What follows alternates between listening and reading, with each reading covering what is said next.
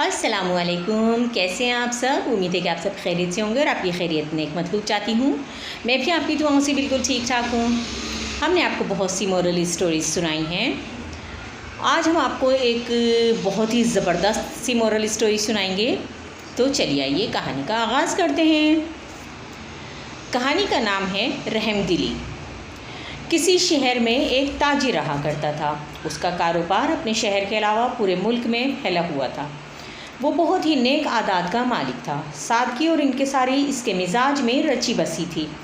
उसके 2 ही बच्चे थे जिनके नाम लारेब और अब्दुल शाफे थे।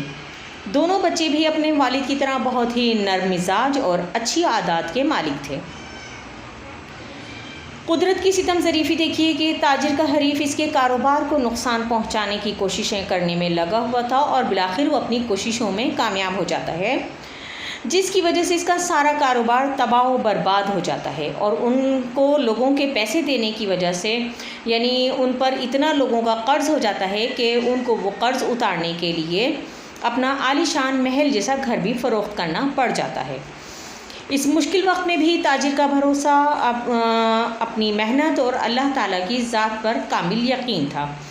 एक दिन के उसका ये भरोसा और यकीन था उसको कि एक दिन वो अपना खोया हुआ कारोबार, अपनी तमाम दौलत जो है वो अपनी दौलत और अपना मकाम दोबारा हासिल कर लेगा।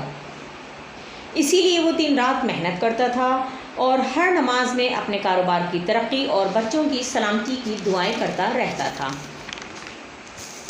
एक दिन का जिक्र है, गर्मियों का सख्त तरीन दिन था और ऐसे में सूरज गोया आग बरसा रहा था। और इसी वक्त यानी ऐसे वक्त में लारेब और शाफे जब स्कूल से वापस अपने घर आ रहे थे तो उन्होंने देखा कि एक बाज ज़ख्मी हालत में उनके घर के बाहर पड़ा है और उसका बाजू शदीद ज़ख्मी था, जिसकी वजह से वो उड़ नहीं सकता था। शाफे और लारेब डरते डरते उसके करीब जाते हैं। लारेब कहती है कि भाई इसके करीब नहीं जाते, लेकिन शाफे कहता है कि नहीं नहीं बहन, डरो नहीं, ये बहुत ज़ख्मी हालत में है और ये हमें कुछ नहीं कहेगा। और जब वो उसके करीब जाते हैं तो उसे उठाकर वो अपने घर लेकर आ जाते हैं और दिन रात मेहनत और मोहब्बत से बाज की मरहम पट्टी करते हैं, जिसकी वजह से उसका ज़ख़म जल्द ही ठीक हो जाता है और वो उड़ने के काबिल हो जाता है। एक दिन जब वो चला जाता है और वो दोनों उदास बैठे हुए थे और बाज़ की ही बातें कर रहे थे, तो तभी उन्होंने देखा कि दूर से कोई परिंदा उड़ता हुआ आ रहा है और नज़दीक आने पर पता चला कि वो तो बाज़ ही है। वो आकर शाफे के हाथ पर बैठ जाता है। जैसे कि जब वो उड़ नहीं सकता था तो शाफे उसे अपने हाथों पर बिठाता था, तो इसीलिए वो आते के साथ ही शाफे के हाथ पर बैठ जाता है और लारेब उसकी पीठ प्यार से सहलाने लगती है।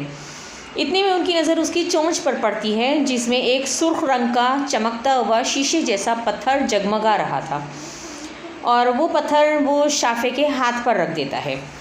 वो उसे देखता है और ऐसे देख रहा होता है कि जैसे ये कह रहा हो कि लो, ये तुम्हारा इनाम है और ये तुम्हारी रहमदिली का इनाम है, और प्यार से अपनी चोंच इसके हाथ पर फेरने लगता है और वहाँ से उड़ जाता है, गोया कि उनका शुक्रिया अदा कर रहा हो। वो दोनों ही अंदर जाकर अपने वालिद को वो कांच का सुर्ख टुकड़ा दिखाते हैं और वो टुकड़ा दिखाकर उनको सारा वाक़या सुनाते हैं कि किस तरह उन्हें एक बाज़ मिला था और उन्होंने उसकी मरहम पट्टी की थी और मरहम पट्टी करके जब वो सेहतियाब हो गया तो उन्होंने उसको उड़ा दिया। और जब वो उड़ कर गया और फिर कुछ दिनों बाद वो वापस आया तो उस बाज़ ने उनको ये सुर्ख रंग का कांच का टुकड़ा दिया है। अब चाहे उसको टुकड़ा कह लें या कांच का पत्थर कह लें।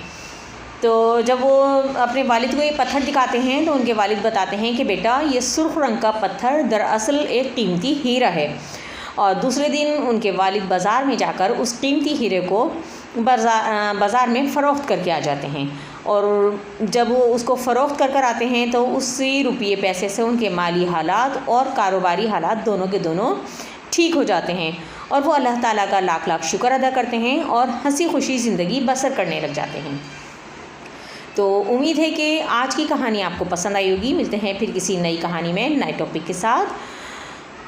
तब तक के लिए अपना और अपने प्यारों का ढेर सारा ख्याल रखिएगा और मुझे दीजिए इजाज़त। लेकिन चलते चलते एक छोटी सी अच्छी बात शायरी की ज़बान में कि बकौल शायर, करो मेहरबानी तुम अहले ज़मी पर, करो मेहरबानी तुम अहले ज़मीं पर, खुदा मेहरबान होगा अर्शे बरी पर। अल्लाह हाफ़िज़।